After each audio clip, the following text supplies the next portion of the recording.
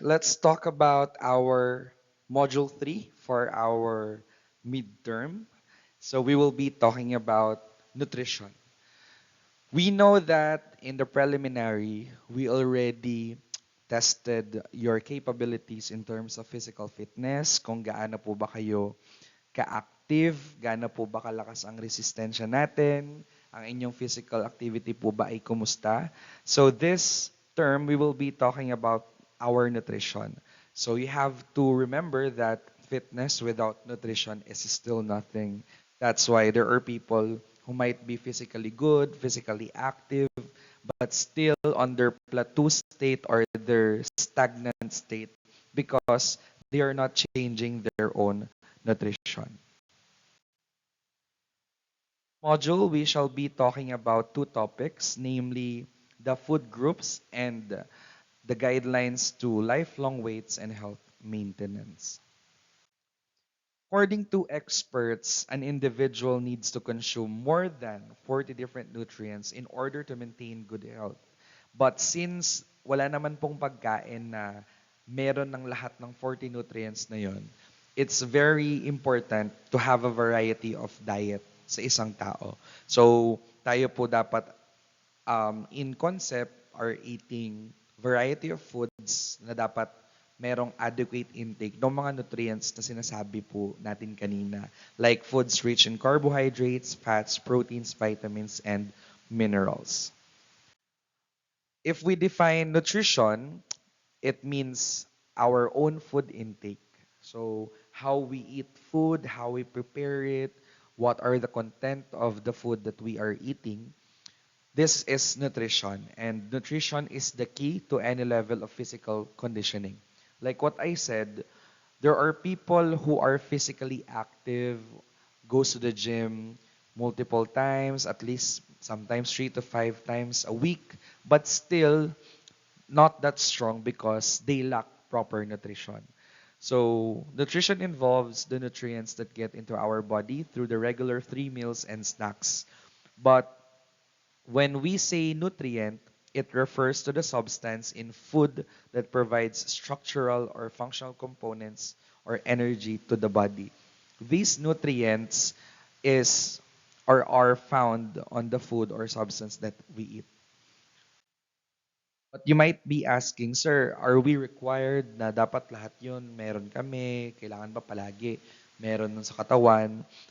Not necessarily, but we have the essential nutrient. Essential nutrient refers to the substance that must be obtained kasi our own body cannot produce those nutrients. In this lesson, I'll be sharing with you those essential nutrients. Starting with the first one, which is carbohydrates. Carbohydrates are simply bold foods. These foods basically gives you energy. So anong mga example nun? Rice, whole grain, flour, potatoes, cereal, seeds, and any food rich in starch. So ano po ba ang function ng carbohydrates? Si carbohydrates, when ingested or when we eat it, ito po ay nagpo-produce ng sugar sa atin pong katawan or na-convert into sugar yung starch na laman ng carbohydrates, therefore giving us enough energy to sustain ourselves the whole day. That's why in every meal, there should always be carbohydrates. Not necessarily kanin, kasi hindi lang naman po kanin ang carbohydrates, but any starchy foods, grain foods that we can involve or include rather in our meals. Second, we have our protein-rich foods. These foods are building blocks of our body as it builds and repair our body tissues. When we exercise, we work out, when we are trying to build muscles, proteins are good building blocks in order for us to at least be able to have and to provide our body yung mga magre-repair and magbi-build mismo dito. So, eto din po yung nag-serve as energy reserves natin kapag naubos na po yung carbohydrates. Common examples are protein source like meat, fish, poultry, poultry, beans, milk, and eggs. Kasama din po dito ang dairy foods. Three, we have the fat-rich foods. Fats may be in a negative connotation sa atin. Feeling man natin na masama ang taba, fat, oils. But in reality, there are foods that still contains nutrients kahit na may fat po sila. So these fats are needed for our body lubrication and insulation. That's why kapag medyo kaming mga plus size, 'di ba, hindi kami masyadong lamigin, banasin kami kasi yung fat yung nagsaserve as our insulation sa katawan natin. So it protects also our internal organs na nagpo-provide ng essential fatty acids. Kaya lang, inefficient kasi siya to produce energy. Kaya sometimes nagkakaroon ng misconception na kapag daw nag-ketogenic diet ka, ay mas energetic ka, pwede mo siya maging source ng energy. But in reality, hindi po talaga. Besides, a high-fat diet may contribute disease to some vital organs of the body. Ika nga, lahat ng sobra ay masama. Or vitamin and mineral-rich foods simply are fruits and vegetables. So this serves our as our body regulator of metabolic processes because it contains fiber. So fiber helps our digestion, therefore helps our metabolic process. So commonly, these are stored in green leafy and yellow vegetables and fruits. Like yung mga fruits na rich in vitamin C and D na hindi po yan napoprovide ng katawan natin. Kaya kailangan po natin siyang palaging kainin. Kaya kung hindi ka mahilig sa gulay and prutas, and ito na yung sign. Kasi kailangan po siya ng katawan natin.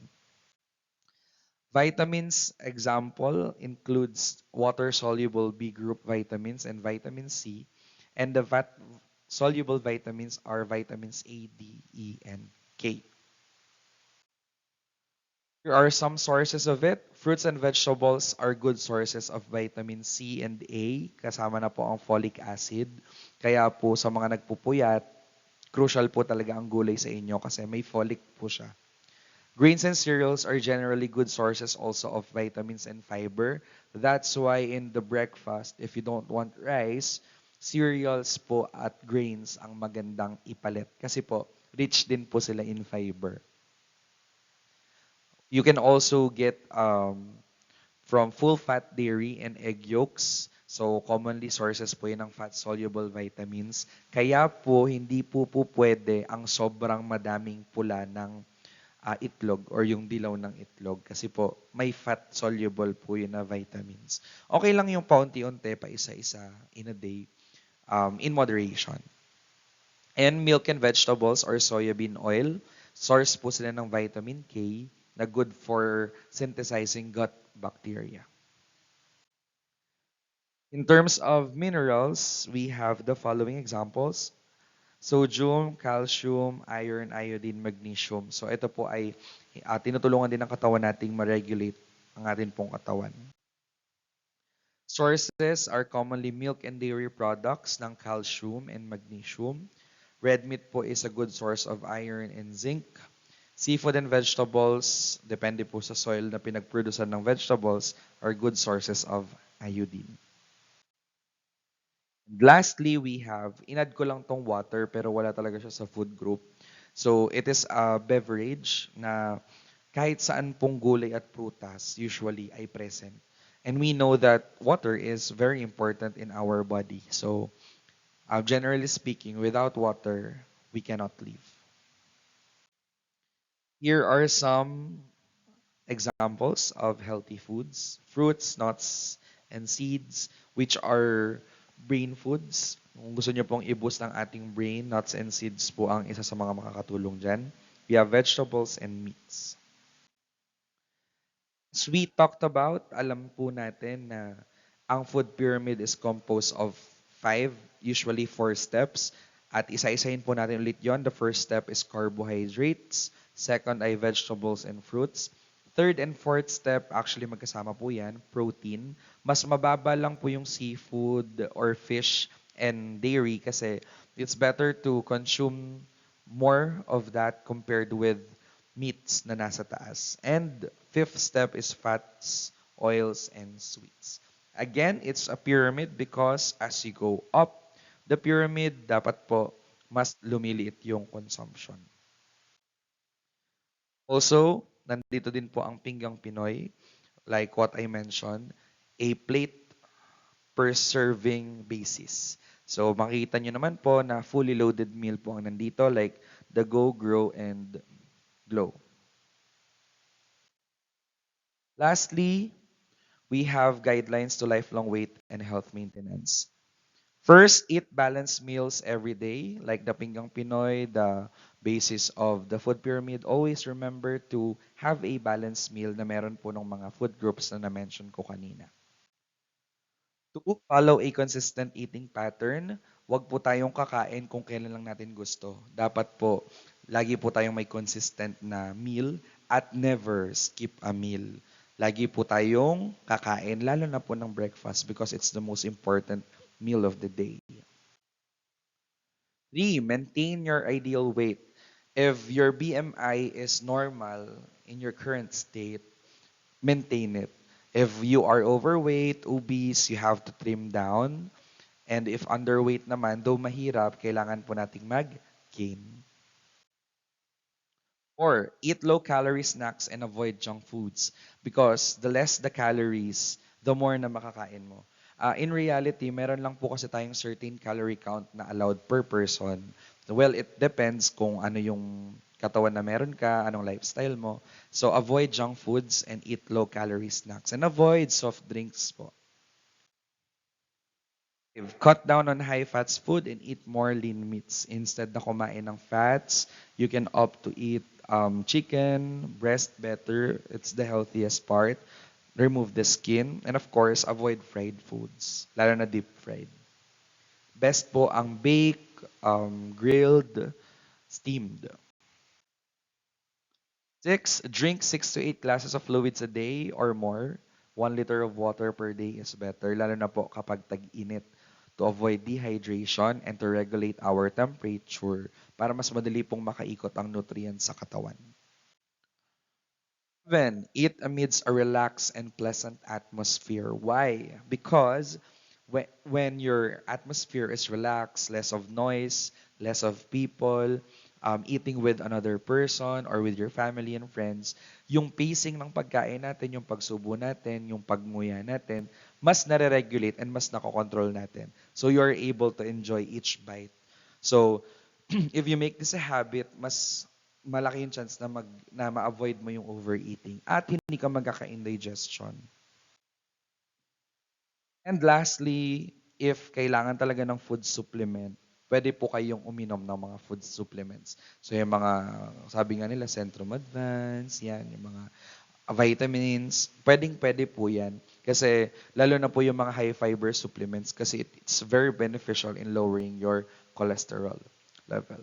So basically, that is about nutrition. I hope you learned something and this will be the start of you reevaluating the foods that you eat and the things and decisions you do for your own diet.